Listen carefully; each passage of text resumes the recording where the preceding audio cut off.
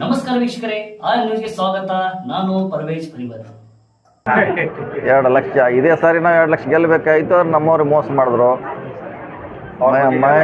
ಮಹೇಶ್ ತಮ್ಮಣ್ಣವರು ಅವರ ಸಂಬಂಧಿಕರಿಗೆ ಕಲ್ಲೋಳ್ಕರಿಗೆ ಸಪೋರ್ಟ್ ಮಾಡಿದ್ರು. ಸೊ ಅವನ ಬಗ್ಗೆ ದೂರ ನೀಡ್ತೀವಿ, ಹೈಕಮಾಂಡ್ಗೆ ಹೇಳ್ತೀವಿ. ಉದ್ದೇಶಪೂರ್ವಕವಾಗಿ ನಮಗೆ ವಿರೋಧ ಮಾಡುವಂಥ ಪ್ರಯತ್ನ ಮಾಡಿದಂಥ ಅವನ ಬಗ್ಗೆ ಹೈಕಮಾಂಡ್ಗೆ ದೂರ ನೀಡ್ತೀವಿ. ಇನ್ನು ಕೆಲವರು ನಮ್ಮವ್ರು ಅಲ್ಲೆಲ್ಲ ಸಣ್ಣ ಪುಟ್ಟ ವಿರೋಧ ಮಾಡಿದ್ದಾರೆ. ಮುಂದಿನ ಸಾರಿ ನಮಗೇನೋ ಗೊತ್ತಿಲ್ಲದೆ ನಾವು ಬ್ಲ್ಯಾಂಡಾಗಿ ಚುನಾವಣೆ ಮಾಡಿದ್ರು.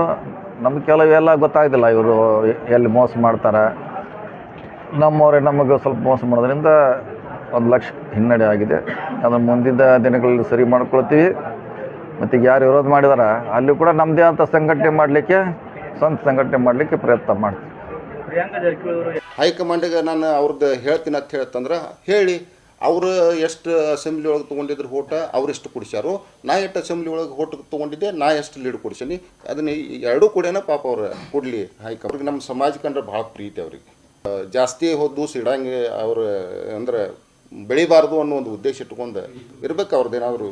ನಂದು ಕ್ಲಿಯರ್ ಆಗಿ ನಾನು ಹೇಳೇನಿ, ನಮ್ಮನ್ನು ತುಳಿಯುವಂಥ ಕೆಲಸ ಅವ್ರು ಮಾಡತ್ತಾರ ಅಂತ ಹೇಳತ್ತೀನಿ ನಾನು.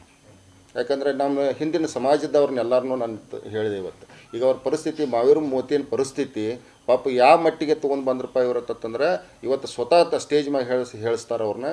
ನಾ ಮುಂದಿನ ಚುನಾವಣೆಗೆ ನಾನು ನಿಲ್ಲಂಗಿಲ್ಲ ಅಂತ ಹೇಳಿ ಹೇಳಿಸ್ತಾರೆ.